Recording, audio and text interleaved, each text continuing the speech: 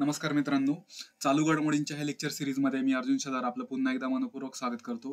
मित्रांनो बघा, आपण आगामी राज्यसेवा पूर्व परीक्षा 2024 तसंच संयुक्त गट ब गट क पूर्व परीक्षा 2024 ला टार्गेट करून चालू घडामोडींवरती करंट अफेअर्सवरती लेक्चर सिरीज आपल्या युट्यूब चॅनलवर सुरू केलेली आहे. ही लेक्चर सिरीज सुरू करत असताना सुरुवातीला आपण कालच्या लेक्चरमध्ये 2023चा राज्यसेवा पूर्व परीक्षेचा बरोबर स्टेट सर्व्हिस प्रिलिमचा पेपर पाहिला. त्या पेपरमधील चालू घडामोडीचे जे एकूण 15 प्रश्न होते त्या 15 प्रश्नांवरती आपण काय केली, सविस्तर चर्चा केली. ह्या 15 प्रश्नांवरती चर्चा करत असताना आपण पाहिलं की 8 प्रश्न जे होते ते आंतरराष्ट्रीय घडामोडींवरती विचारण्यात आले होते, 5 प्रश्न राष्ट्रीय घडामोडींवरती विचारण्यात आले होते आणि 2 प्रश्न हे महाराष्ट्रातील घडामोडींवरती विचारण्यात आले होते.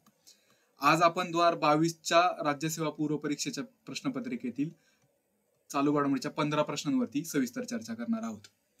कालच्या पेपरला पाहिल्याप्रमाणे आपण वेगवेगळ्या प्रश्नांमध्ये कशा प्रकारे आपण अप्रोचचा वापर करून, लॉजिकचा, गेसवर्कचा, ऑप्शन एलिमिनेशनचा वापर करून कशा प्रकारे उत्तरे काढू शकत होतो हे आपण पाहिलं. सेम आजच्या पेपरमध्ये आपण ते करणार आहोत. 15 प्रश्नांवरती ती चर्चा करत असताना अगेन आपण त्याचं विभाजन असंच करणार आहोत की आंतरराष्ट्रीय घडामोडींवरती किती प्रश्न विचारण्यात आले होते, तर 8 प्रश्न हे आंतरराष्ट्रीय घडामोडींवरती विचारण्यात आले होते. बरोबर, 7 प्रश्न हे राष्ट्रीय घडामोडींवरती विचारण्यात आले होते, 8 प्रश्न आंतरराष्ट्रीय घडामोडींवरती. महाराष्ट्रातील घडामोडींवरती 2022 मध्ये प्रश्न विचारण्यात आला नव्हता. म्हणजे एक गोष्ट आपल्या लक्षात येते की आयोगाचा फोकस हा आंतरराष्ट्रीय आणि राष्ट्रीय घडामोडींवरती जास्त आहे. त्यातल्या त्यात आंतरराष्ट्रीय घडामोडींवरती जास्त फोकस आयोगाचा आहे हे आपल्याला 23च्या आणि 22च्या पेपरवरून लक्षात येते. सेम पॅटर्न 2024च्या पेपरला पण फॉलो होऊ शकतो. त्या दृष्टीने आपल्याला ती तयारी करायची आहे. अगेन कुठल्या सोर्स मधून करायची तयारी ती पण चर्चा आपण करणार आहोत पुढे. ठीक आहे, तर आजच्या लेक्चरमध्ये आपण 2022च्या राज्यसेवा पूर्व परीक्षेच्या पेपरवरती काय करूयात, चर्चा करूयात.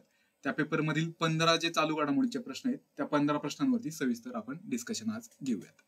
ठीक आहे, चालेल. लेक्चरला सुरुवात करण्यापूर्वी आपलं युट्यूब चॅनलला नक्की सबस्क्राईब करा. व्हिडिओबद्दल आपल्या प्रतिक्रिया कमेंट बॉक्समध्ये जरूर कळवा. व्हिडिओला लाईक करा आणि सगळ्यात महत्त्वाचं, आपल्या चालू घडामोडींच्या नोट्स आपण आपल्या एमपीएससी मेड इझी ह्या ॲपवरती उपलब्ध करून देत आहोत. तर एमपीएससी मेड इझी हे ॲप आपलं नक्की डाउनलोड करा. त्याची लिंक मी आपल्याला खाली डिस्क्रिप्शन बॉक्समध्ये देईलच. ठीक आहे, चालेल. आजच्या लेक्चर्सला आपण सुरुवात करूयात. सुरुवात करताना बघा, अगेन मी पहिल्यांदा सांगतो नेहमीप्रमाणे की आपण पाहिलं होतं की 2023च्या पेपरमध्ये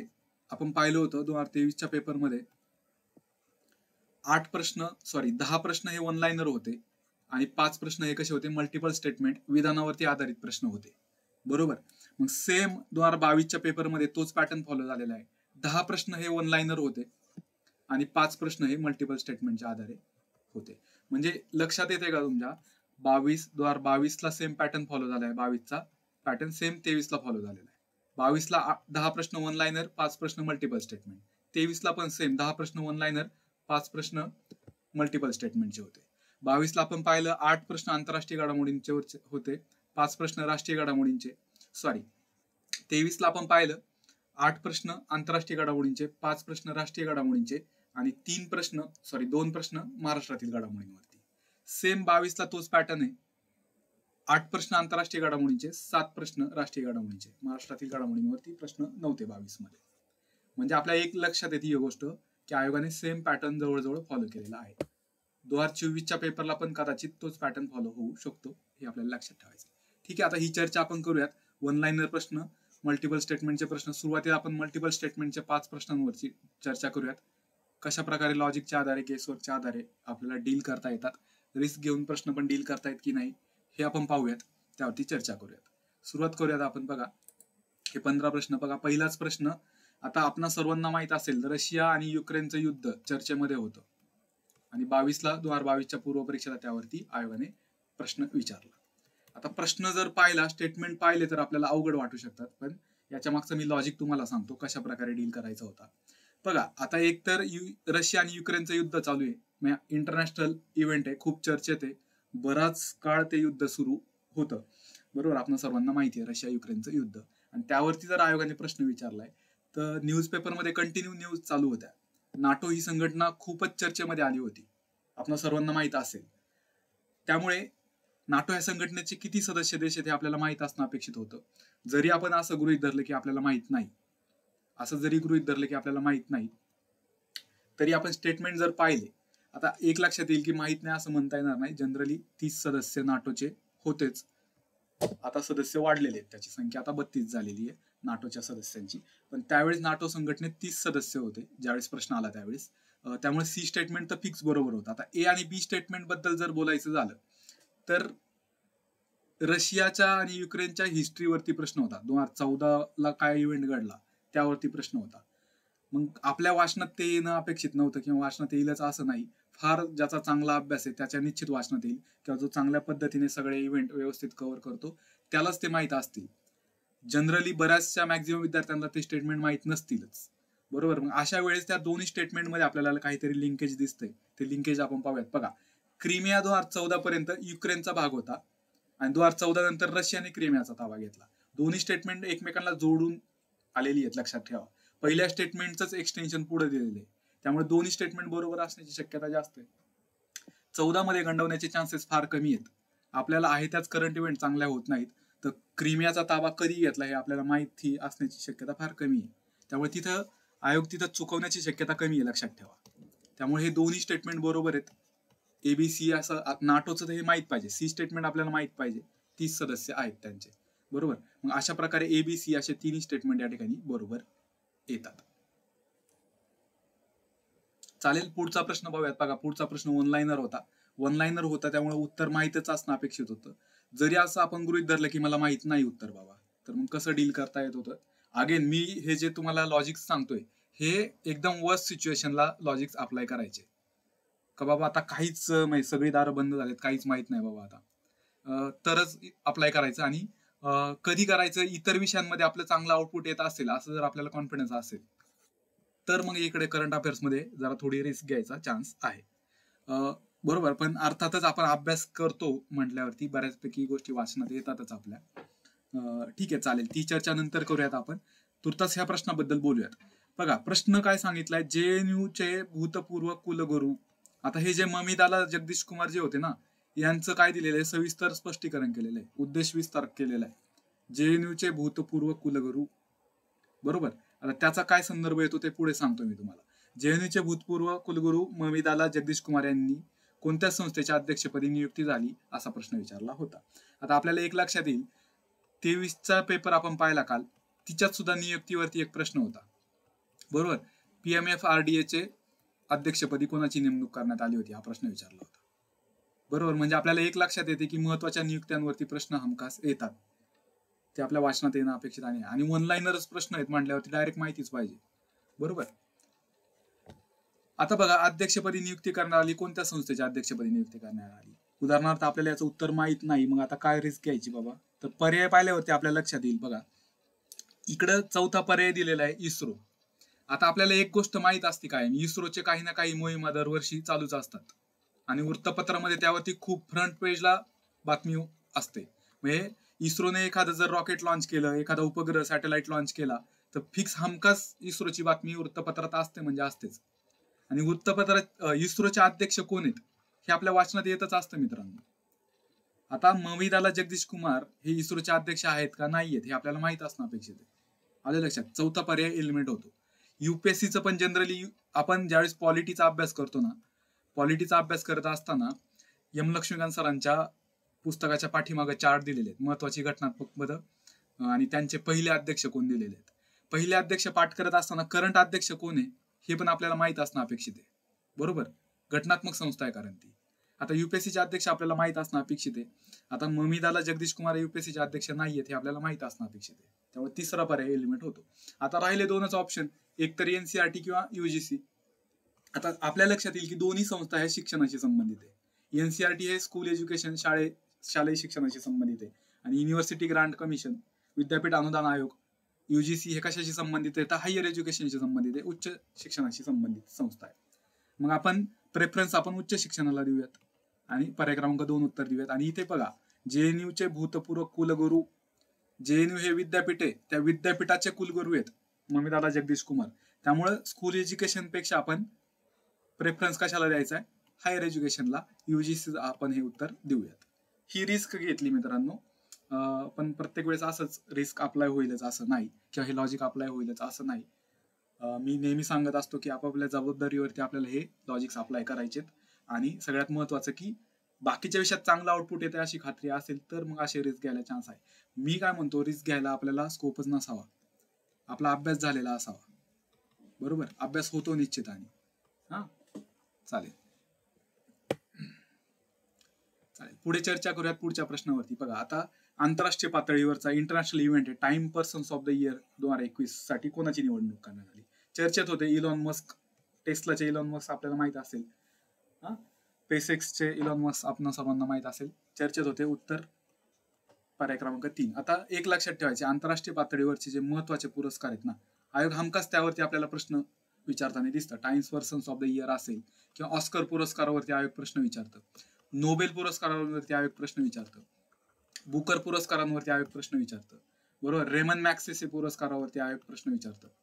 मग हे महत्वाचे पुरस्कार आंतरराष्ट्रीय पातळीचे आपल्या अभ्यासून झालेच पाहिजेत. आले लक्षामध्ये? ग्रॅमी अवॉर्ड असतील, ठीक आहे, त्यावरती आयोग प्रश्न विचारतं.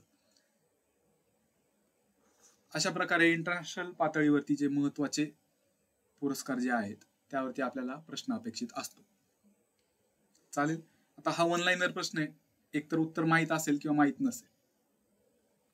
आता बघा, ह्या प्रश्नाला जर आपल्याला लॉजिक पण लावता येतं. बरं, times persons of the year 2021 साठी कोणाची निवड करण्यात आली? उदाहरणार्थ आपण वाचलंच नाही तरी लॉजिक अप्लाय करता येतं. काय लॉजिक लावता येतं की रतन टाटांना जर times persons of the year हा पुरस्कार मिळाला असता किंवा तसं त्यांचं त्या मासिकाने त्यांना निवड केली असती तर आपल्या भारतीय वृत्तपत्रांमध्ये किती चर्चा झाली असती? बरं, खूप चर्चा झाली असती आणि आपल्याला हमखास ते उत्तर देता आलं असतं. पण रतन टाटांना Time's persons of the year निवड झाली नाही, त्यामुळे ते उत्तर येणार नाही. बरोबर. मलाला युसुफजाई ह्या नोबेल अवॉर्ड विनर होत्या, आपण सर्वांना माहिती आहे, किंवा त्यांना मिळाला होता तो अवॉर्ड 2014 च्या आसपास. बरोबर, ते पण उत्तर येणार नाही. हा, कारण मलाला युसुफजाई त्यावेळेस चर्चेत होत्या, आता सध्या त्या चर्चेत आहेत का नाहीत. 2 ऑप्शन एलिमेंट राहिले कमला हॅरिस आणि इलॉन मस्क. कमला हॅरिस भारतीय वंशाचे आहेत, त्यांना मिळाला असता तर अगेन ती पण चर्चा जास्त झाली असती. तो पण ऑप्शन एलिमेंट होतो. आपण रिस्क घेऊन इलॉन मस्क उत्तर देऊ शकतो. कधी म्हणतोय मी? ज्यावेळेस आपल्याला माहित नाही त्यावेळेस. अर्थातच इलॉन मस्क यांना तो पुरस्कार दिलता, खूप चर्चेत होती न्यूज, ती माहितीच पाहिजे होतं. ठीक आहे, पुढचा प्रश्न बघा, हा पण अगेन वन लाईनर प्रश्न आहे. जानेवारी 22 मध्ये आर नागास्वामी यांचं निधन झालंय. आर नागास्वामी हे नाव आपल्याला परिचित आहे का? नाही, हे नाव परिचित नाहीच. फार रेअर मध्ये आपण कुठेतरी ऐकलं असेल. बरोबर, चुकून कुठेतरी हे नाव ऐकलं असेल आपण. हा, म्हणजे इथं आपल्याला एक गोष्ट लक्षात येईल. आता आपल्याकडे बघा, कुठलेही न्यूजपेपरवाले असतील, चॅनेलवाले असतील, बॉलिवूडशी संबंधित कोणत्या व्यक्तीचं जर निधन झालं ना, अगदी बॉलिवूडमध्ये एखाद्या व्यक्तीला खर्चटलं जरी ना, हाताला खर्चटला असेल तरी त्याची न्यूज होते बॉलिवूडमध्ये. बरोबर, त्यामुळे अभिनय क्षेत्राशी संबंधित ही व्यक्ती नसणार आहे. कारण अभिनय क्षेत्राशी जर आर नागास्वामी जर हे संबंधित असते तर आपल्याला ते नाव चर्चेत पाहायला मिळालं असतं किंवा जास्त त्याची न्यूज झाली असती. बरोबर, त्यामुळे अभिनय क्षेत्र हे उत्तर येणार नाही. पर्यावरण पण हे येऊ शकत नाही, कारण स्पेसिफिक बघा, आपण सर्वांना माहित असेल, क्रीडा क्षेत्र असेल, राजकारण क्षेत्रातील व्यक्ती असेल, बरोबर, अभिनय क्षेत्रातील व्यक्ती असेल, पर्यावरण क्षेत्रातील व्यक्ती असेल, बरोबर, ह्या व्यक्तींवरती प्रामुख्याने जास्त आयोग फोकस करत असतं किंवा ते आपल्याला लगेच लक्षात येतं, लगेच आपल्याला ते कॅच करता येतं. आयोग म्हणण्यापेक्षा कुठलेही पत्रकार त्यांना जास्त फोकस करतात. क्रीडा क्षेत्रातील व्यक्तींना, राजकारणातील क्षेत्रातील व्यक्तींना, अभिनय क्षेत्रातील व्यक्तींना, पर्यावरण क्षेत्रातील व्यक्तींना. बरोबर, त्यामुळे हा पण एलिमेंट होतो की आर नागास्वामी हे नाव आपल्या वाचनात नाही म्हणल्यावरती ते अभिनयाचे नसू, म्हणजे मी हे लॉजिक सांगतोय बरं का, रिस्क सांगतोय, रिस्क कधी घ्यायची ते सांगतोय. हा, पर्यावरण नाही, अभिनय नाही. बरोबर, आता एकतर आर नागास्वामी एकतर पुरातत्वशास्त्र असतील किंवा चित्रकार मध्ये, पेंटिंग मध्ये असतील. दोनपैकी एक आपण पुरातत्वशास्त्र देऊ शकतो, कारण एक युनिक असं स्पेसिफिक क्षेत्र आहे, वैशिष्ट्यपूर्ण असं क्षेत्र आहे पुरातत्वशास्त्र, आर्किओलॉजी. आर नागास्वामी ह्या त्या क्षेत्राशी संबंधित असतील. हे निधन वार्ता आहे आणि आर नागास्वामी यांना बघा पूर्वी पद्मभूषण मिळाला होता. म्हणजे आयोग निधन वार्तांवरती प्रश्न विचारताना उल्लेखनीय कामगिरी केलेल्या व्यक्तींवरती प्रामुख्याने प्रश्न विचारतं. त्यांना काहीतरी महत्वाचे जर राष्ट्रीय पातळीवरचे पुरस्कार मिळाले असतील तर हमखास त्यांच्यावरती प्रश्न येतो, असं आपल्याला यातून समजतंय. आले लक्षामध्ये? पर्याय क्रमांक 2 हे याचं योग्य उत्तर आहे. ठीक आहे, पुढचा प्रश्न पाहूयात आपण. बघा, कोणत्या देशाने, बघा अगेन हा पण वन लाईनरच प्रश्न आहे, कोणत्या देशाने होसॉंग 12 हा मध्यम पल्ल्याच्या बॅलिस्टिक क्षेपणास्त्राचं प्रक्षेपण केलं? आता बघा, आपण सर्वांना माहित असेल, नॉर्थ कोरियाचा जो हुकुमशाह आहे किम जोंग युन, जरा थोडं आपल्याला माहित असेल आंतरराष्ट्रीय पातळीवरती जरा वेडपटपणा करताना आपल्याला पाहायला मिळतो आंतरराष्ट्रीय राजकारणात. त्यामुळे मग त्याने काहीतरी केलं विशेष असं काही की लगेच त्याच्यावरती न्यूज होते. हा म्हणजे आता त्याने काहीतरी क्षेपणास्त्र लॉन्च केले म्हणल्यावरती इंटरनॅशनल लेवलला लगेच चर्चा होते. कारण सिक्युरिटीशी संबंधित सुरक्षेशी संबंधित गोष्ट आहे प्रत्येक देशाच्या, बरोबर. त्यामुळे यावरती प्रामुख्याने लगेच न्यूज होते. त्यामुळे हे माहीत असणं अपेक्षित होतं. हॉसनटेल चर्चेमध्ये होतं. स्टील आपण असं गृहीत धरूया की माहीत नाही आपल्याला, तर पर्याय पाहिल्यावरती आपल्या लक्षात येईल चीन, जपान, उत्तर कोरिया आणि दक्षिण कोरिया सगळे शेजारचे देश दिलेत पर्यायात. सगळे शेजारचे देश दिलेत, बरोबर. चीनलाच लागून उत्तर कोरिया आणि दक्षिण कोरिया आहे. त्याच्याच जवळ जपान हे देश आहे, बरोबर. मग आता आपल्याला काय लॉजिक लावता येतील की दक्षिण कोरिया आणि उत्तर कोरिया ह्यापैकी एक असेल, बरोबर. मग 3 हे उत्तर देता येतील आपल्याला, उत्तर कोरिया, रिस्क घेऊन. याझदी गटाविषयी प्रश्न विचारला होता, बरोबर. आपल्याला भारतातल्याच न्यूज माहीत नसतात. याझदी गटाविषयी कसं काय माहीत असेल? मग काय लॉजिक आहे? अयोग्य विधान विचारले. इराक मधलं आहे ते दोन्ही स्टेटमेंट बरोबर असणार आहेत, बरोबर. 11व्या शतकात, कितव्या शतकात केली आपल्याला आपल्या भारतातलेच गट माहीत नाहीत वेगवेगळे, तिकडचे कसे काय, कितव्या शतकात स्थापना केली, कोणी केली. आणि इथं बघा केल्याचे म्हटले जाते म्हणल्यावर इन जनरल स्टेटमेंट दिले, तसं म्हटलं गेलेलं आहे त्यांना म्हणलं स्टेटमेंट बरोबर असणार आहे. आणि दुसरं लॉजिक म्हणजे एकतर out of the box question आहे, खूप आउट ऑफ द बॉक्स प्रश्न आहे. अयोग्य विधान विचारले. आयोगाने बघा चौथ्या पर्यायात 2 स्टेटमेंट दिलेत, खूप मोठा पर्याय दिलेला आहे, त्यामुळे तेच चुकीचं असणार आहे. पर्याय क्रमांक 4 उत्तर आहे. आले लक्षामध्ये? पुढचा प्रश्न पाहूयात बघा. 2022-23च्या अर्थसंकल्पावरती, केंद्रीय अर्थसंकल्पावर प्रश्न विचारला होता. युनियन बजेटवरती प्रश्न होता, सेंट्रल बजेटवरती. आपण पाहिलं की 2023च्या पेपरमध्ये महाराष्ट्रातल्या बजेटवरती एक प्रश्न होता. बजेटमधले काही उल्लेखनीय अशी काही तरतुदी असतील तर त्यावरती हमखास प्रश्न येतोय, आपल्या लक्षात येते. एकच प्रश्न येतोय पूर्व परीक्षेला, त्यामुळे बजेट फार सविस्तर अभ्यासण्याची माझ्या मते आवश्यकता नाही. पण एक थोडस वरच्यावर महत्वाच्या तरतुदी आपल्याला बजेटमधल्या माहीत असणं अपेक्षित आहे, असा हा प्रश्न आपल्याला सांगतो. आता बघा, क्रिप्टोकरन्सी लॉकडाऊन नंतर खूप चर्चेत आहे. स्पेशली क्रिप्टोकरन्सीचा बिटकॉइन हा प्रकार फारच चर्चेत आहे, आपल्या सर्वांना माहिती आहे, बरोबर. आणि जर आपलं केंद्र सरकार क्रिप्टोकरन्सीवरती जर कर आकारत असेल तर ती चर्चा होणारच आहे, चर्चा अख्ख्या गावभर होणार आहे. फेसबुकवरती ती फार चर्चा चालू होती. मी एका फायनान्शियल आर्टिकल्स लिहिणाऱ्या एका व्यक्तीला फॉलो करतो फेसबुकवरती, त्याने तर ते प्रामुख्याने लिहिलं होतं 30% बाबा क्रिप्टोकरन्सीवरती टॅक्स लावलेला आहे असं तसं. मग त्यावरती खूप मतभेद झाले, खूप विवाद झाला की लावणं गरजेचं होतं का, काय अशी बरीच चर्चा होती. त्यामुळे 30% उत्तर त्यावेळेस माहीत असणं अपेक्षित होतं. 1 लाइनर क्वेश्चन आहे, सरळ सरळ माहीत असणारा प्रश्न होता, बरोबर. पण स्टील इथं बघा, आता एक मी थोडं विचित्र लॉजिक सांगतो तुम्हाला, ते अप्लाय होईलच असं मी म्हणत नाही, पण आपण अप्लाय करून पाहूयात. बघा, इथं जर उत्तर 20% जर असतं तर आयोगाने पर्यायात काय दिलं असतं? 10%, 15%, 20% आणि 25% असे पर्याय दिले असते काहीतरी, किंवा फार फार तर 30% गेला असता आयोग. पण आयोग अगदी 35% गेले म्हणल्यावरती 20% उत्तर नसणार आहे, कमी साईडकडे नसणार आहे, आयोग जास्त साईडकडे जाणार आहे. आले लक्षात? मग आता आपण म्हणूयात 25% उत्तर असू शकतं का, किंवा एकदम 35% असू शकतं का? मग एक्स्ट्रीम लेवलचं फार जास्त नसणार आहे, आणि कमी मध्ये आता आयोग जास्त बाजूकडे गेले तर मग 30% उत्तर देऊयात आपण. आले लक्षात? कमी बाजूवाले एलिमिनेट करूयात. चालेल, पुढचा प्रश्न घेऊयात आपण. बघा, आता बघा, ही पण इंटरनॅशनल इव्हेंट आहे. सौदी अरेबिया ग्रँड प्रिक्स स्पर्धा कोणी जिंकली असा प्रश्न विचारला होता. 1 लाइनर आहे, सरळ सरळ माहितीच असणं अपेक्षित आहे. मग अगेन मग ते सोर्स कुठला आहे, ऑथेंटिक सोर्स, आपण त्यावरती चर्चा करूयातच पुढच्या लेक्चरमध्ये, ठीक आहे. त्यामधून हा प्रश्न आलेला आहे, मग ते आपल्याला उत्तर पाठ करता येतं. 1 लाइनर की महत्वाचे स्पोर्ट इव्हेंट असतील काही, त्याचे विनर वगैरे. पर्याय क्रमांक 2 याचं उत्तर आहे. पुढे बघा, पुलवामा क्षेत्र आपण पाहिलं 2024-23च्या पेपरमध्ये एक प्रश्न विचारला होता. कुठला? सम्मेद शिखरजी. सम्मेद शिखरजी हे धार्मिक स्थळ आहे. सम्मेद शिखरजी जैनांचं धार्मिक स्थळ आहे, सम्मेद शिखरजी. त्यावरती प्रश्न होता. म्हणजे आयोग एखादं विशिष्ट असं चर्चेतलं स्थळ जे असते ना, ठिकाण जे असते, एखादी प्लेस असते, त्यावरती प्रश्न विचारते. मग इथे आता पुलवामा क्षेत्रावरती प्रश्न विचारलाय. पण आता हे कसं एकदम हे आउट ऑफ द बॉक्स कॅटेगरीतला प्रश्न आहे. पुलवामा क्षेत्राबद्दल जिओग्राफीत आपण वाचलेला असू शकतं कदाचित, जिओग्राफीमध्ये स्टॅटिक पार्ट मध्ये आपण वाचलेलं असू शकतं, पण ते वाचनात येईलच असं नाही.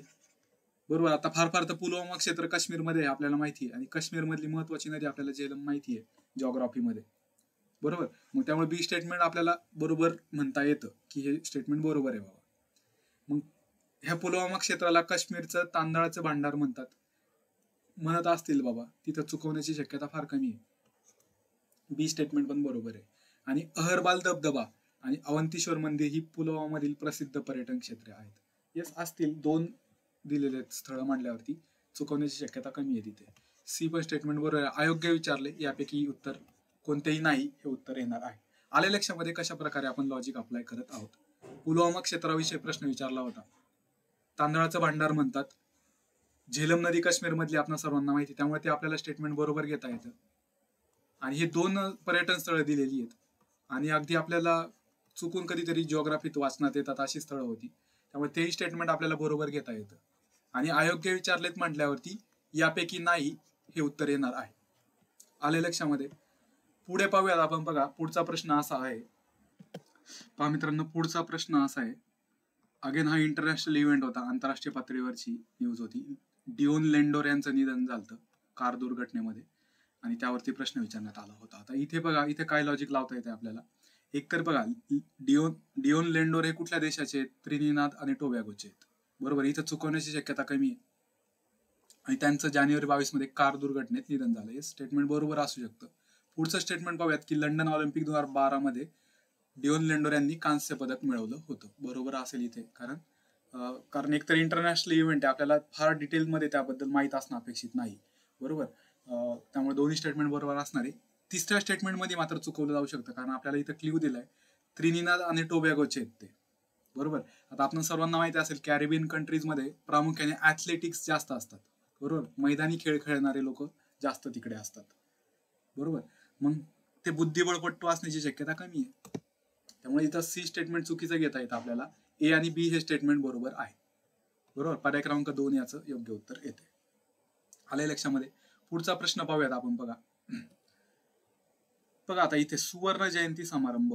मी कालच्या लेक्चरमध्ये म्हटल्याप्रमाणे ज्या गोष्टी 10 वर्षानंतरनं किंवा 25 वर्ष, 50 वर्ष, 100 वर्ष असं करंट अफेअर्स मध्ये जर काही चर्चेत असेल तर ते आपणला आवर्जून वाचनात येणं अपेक्षित आहे.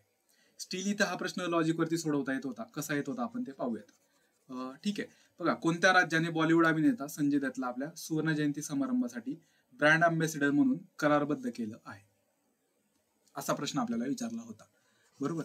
मग आता उत्तर इथं क्ल्यू दिलेला आहे, सुवर्ण जयंती समारंभ. सुवर्ण जयंती म्हणजे 50 वर्ष पूर्ण झालेले आहेत त्या राज्याला. मग आता प्रश्न हा 2022च्या पूर्वला आला होता, बरं का, लक्षात घ्या.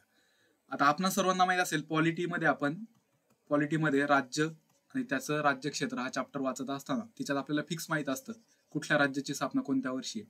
सिक्कीम 1975 भारताचं सहयोगी राज्य बनलं हे आपल्याला माहिती आहे. पहिल्यांदा सहयोगी राज्य बनलं आणि नंतर राज्य बनलं हे आपल्याला माहित होतं. 1975 आणि 22 50 वर्ष होतात का? नाही, काहीतरी 48 वर्षापर्यंत येत आहे ते. म्हणजे कधी 2022 मध्ये. त्यामुळे पहिला पर्याय एलिमिनेट होतो. बरोबर. मणिपूर राज्याची पण स्थापना आपण सर्वांना माहिती आहे. बघा, ठीक आहे.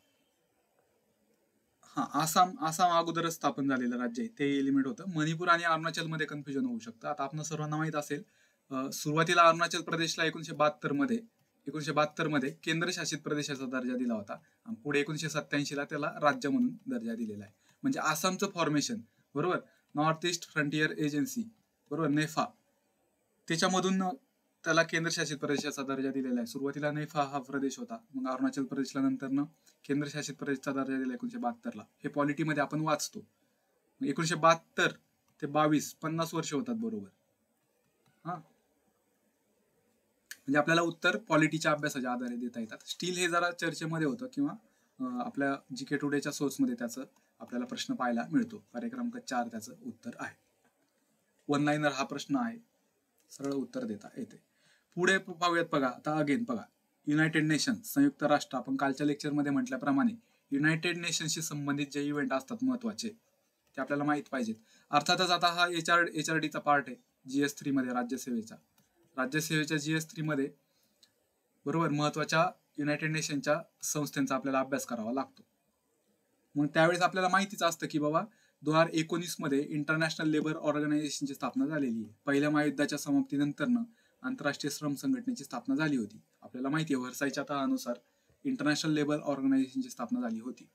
HRD मध्ये हा अभ्यास आपण करतोच, परंतु स्टील आता आपण मुख्य दिलेलीच नाहीये, मुख्य परीक्षा मग आपल्याला माहितीच नाही. पण करंट अफेअर्स मध्ये आपल्याला ते जनरली वाचण्यात येतं. इतिहासामध्ये पण आपल्याला वाचता येतं की इंटरनॅशनल लेबर ऑर्गनायझेशनची स्थापना कधी झालेली आहे बाबा.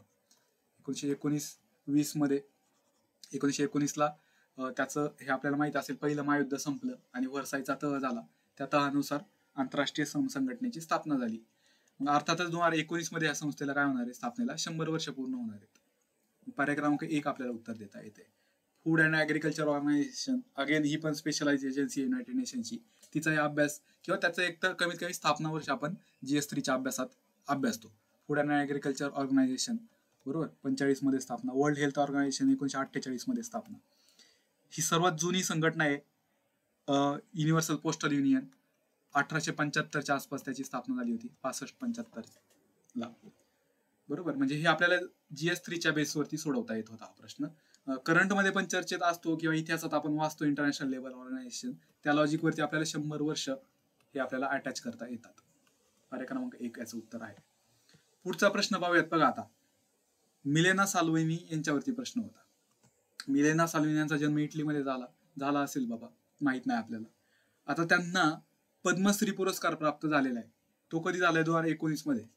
दोन्ही स्टेटमेंट आपल्याला या ठिकाणी काय करता येतात, बरोबर बघा. या ठिकाणी ही दोन्ही स्टेटमेंट आपल्याला काय करता येतात, बरोबर घेता येतात. मिलेना साल्विनी यांच्यावरती प्रश्न होता. मिलेना साल्विनीचा जन्म इटलीमध्ये झाला आणि त्यांना पद्मश्री पुरस्कार मिळाला. मग कधी मिळाला हे तिसरं स्टेटमेंट सांगते की 2019 मध्ये मिळालाय. त्याच्यामुळे दोन्ही स्टेटमेंट बरोबर आहेत. काय तिथं चुकवण्याची शक्यता फार कमी आहे. आता बघा सेंटर मंडप, आता भारताने त्यांना पद्मश्री सन्मान बहाल केलाय म्हटल्यावरती भारताशी संबंधित त्यांचा काहीतरी रेफरन्स असणार आहे. सेंटर मंडप नावाची नृत्यशाळा त्यांनी स्थापन केली. इथं कन्फ्युजन होऊ शकतं की पॅरिसमध्ये स्थापना केली की काय वगैरे वगैरे, पण ज्या अर्थी त्या इटलीच्या आहेत, भारताने त्यांना पद्मश्री सन्मान बहाल केलाय, त्या अर्थी ते पॅरिसमध्ये त्यांनी स्थापन केल्याची पण शक्यता, म्हणजे सगळ्या पॉसिबिलिटी शक्य आहेत. चुकवण्याची शक्यता फार कमी आहे असं मला म्हणायचं या ठिकाणी. आले लक्षामध्ये. म्हणजे बी हे स्टेटमेंट पण या ठिकाणी बरोबर आहे. अशा प्रकारे A, B, C ही तिन्ही विधाने बरोबर आहेत.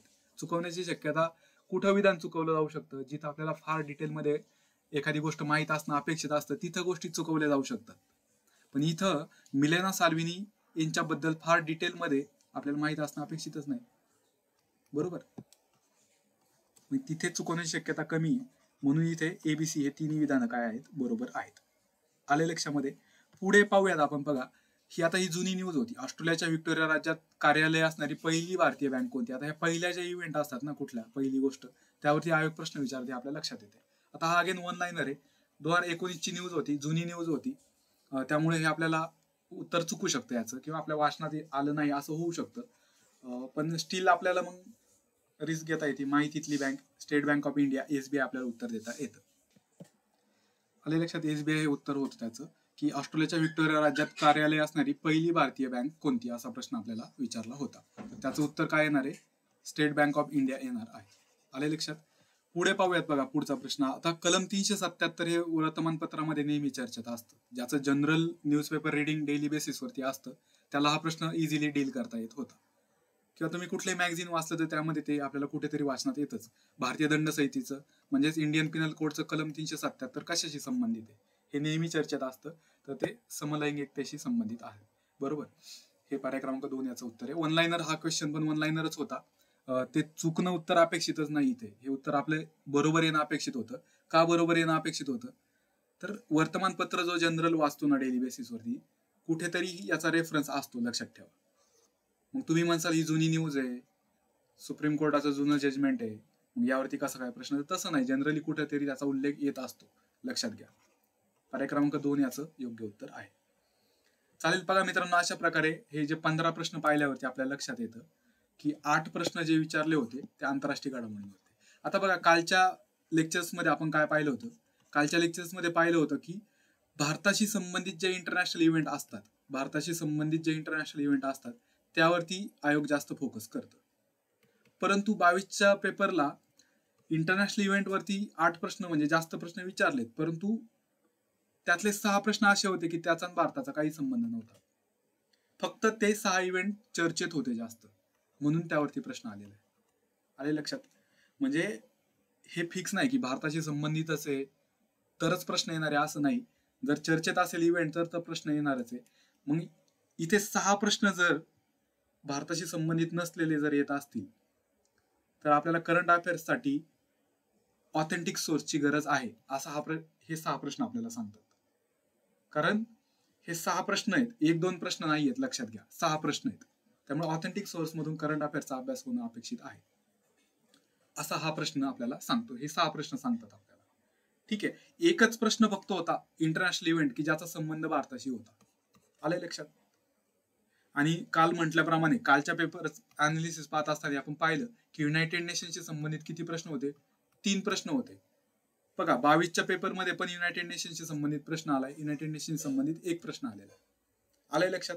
म्हणजे इंटरनॅशनल इव्हेंटचा अभ्यास करत असताना, आंतरराष्ट्रीय घडामोडींचा अभ्यास करत असताना आपल्याला फोकस कशावरती करायचा आहे?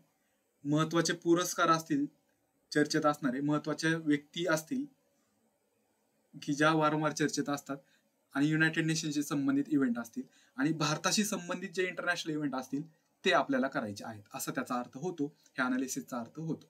आले लक्षामध्ये? आता राष्ट्रीय घडामोडींवरती 7 प्रश्न होते. काल म्हटल्याप्रमाणे नियुक्त्या महत्वाच्या ज्या असतात त्यावरती हमखास प्रश्न असतो. नियुक्त्यांवरती हमखास प्रश्न असतो. निधन वार्तांवरती प्रश्न विचारताना त्या व्यक्तीने काहीतरी उल्लेखनीय कामगिरी केलेली असते, त्यांना कुठेतरी राष्ट्रीय पातळीवरचा किंवा आंतरराष्ट्रीय पातळीवरचा महत्वाचा पुरस्कार मिळालेला असतो.